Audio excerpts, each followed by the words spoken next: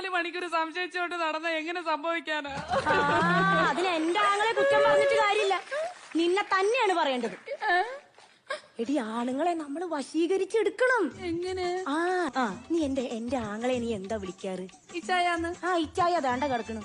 അങ്ങനെയൊന്നും വരത്തില്ല അവന്മാര്. പിന്നെ ഏറ്റി വിളിക്കണം. എങ്ങനെയാ? ഇച്ചായ അങ്ങനെ വിളിക്കണം. എങ്ങനെ? അങ്ങ് കേറട്ട് മുകളിലേക്ക്. എന്റെ കൂടെ പറ.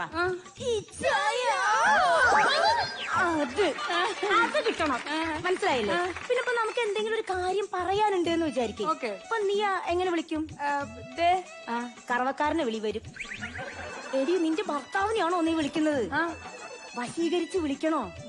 അപ്പൊ എങ്ങനെ വിളിക്കണം? അത് കിട്ടണം. ഈ രണ്ടെണ്ണം ഓക്കെ ആണെങ്കിൽ ഓക്കെ. അപ്പൊ റോസമ്മ ഇങ്ങനെയാണോ ചേട്ടാ നീട്ടി? എന്റെ ചേട്ടായിക്ക് അങ്ങനെ നീട്ടേണ്ട കാര്യമൊന്നുമില്ല. ഒരു കാലം ഇറച്ചിയിൽ തീർന്നോളും.